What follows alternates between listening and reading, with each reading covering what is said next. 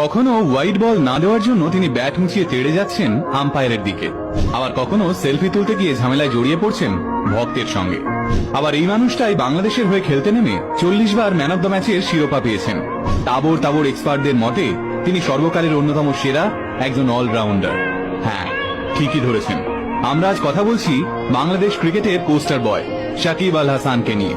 কথায় কথায় মাথা গরম করে ফেলা এই মানুষটা কিভাবে হয়ে উঠলেন বাংলাদেশের সর্বশ্রেষ্ঠ অলরাউন্ডার, আসুন আজকের ভিডিওতে সেই কথাই জেনে নিই। বরং বাংলাদেশের হয়ে ক্রিকেট খেলার সময় তো তিনি খবরের শিরোনামে থাকেনি, কিন্তু যখন তাকে 1 বছরের জন্য ক্রিকেট থেকে ব্যান করে দেওয়া হয়েছিল সেই সময়েও মিডিয়া তাকে নিয়েই মেতে থাকত।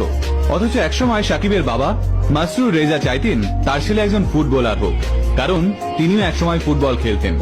স্কুলে বেশ মনোযোগী ছাত্র বলেই নাম ছিল সাকিবের। ক্লাসের সেরা ছাত্রদের মধ্যে এই নাম আসতো তার। অবশ্য পড়াশোনায় ভালো হলে কি হবে, সুযোগ পেলেই ক্লাসে ফাঁকি দিয়ে ক্রিকেট খেলতে চলে যেত সাকিব। পড়াশোনা ফাঁকি দিয়ে ক্রিকেট খেলার জন্য বাবার কাছে কম ধমক শুনতে হয়নি সাকিবকে, কিন্তু ধমকেও কোনো কাজ হচ্ছিল না। একদিন স্কুল ফাঁকি দিয়ে ক্রিকেট খেলতে যাওয়ার জন্য সাকিবের সাধের ব্যাট ভেঙে দেন তার বাবা। এই ঘটনাও তাকে ক্রিকেট থেকে দূরে সরিয়ে রাখতে পারেনি। বন্ধুদের ব্যাট নিয়ে দিব্যি খেলা শুরু করে দেন সাকিব আল হাসান। ছেলের জেদের কাছে হার স্বীকার করেন বাবা। এরপর বাংলাদেশ ক্রিকেট বোর্ডের ক্যাম্পে যোগ দেন সাকিব। প্রথমে তিনি ছিলেন পেস বোলার, কোচের পরামর্শে স্পিন বল বেছে নেন। আর ব্যাট তো তিনি দুর্দান্ত করতেনই। স্পিন বোলিং আর দুর্ধর্ষ ব্যাটিং, এই দুইয়ের কম্বিনেশনে তিনি একজন তুখোড় ক্রিকেটার হয়ে ওঠেন। খুব অল্প সময়েই বাংলাদেশ ক্রিকেট টিমে অন্তর্ভুক্তি হয় সাকিব আল হাসানের।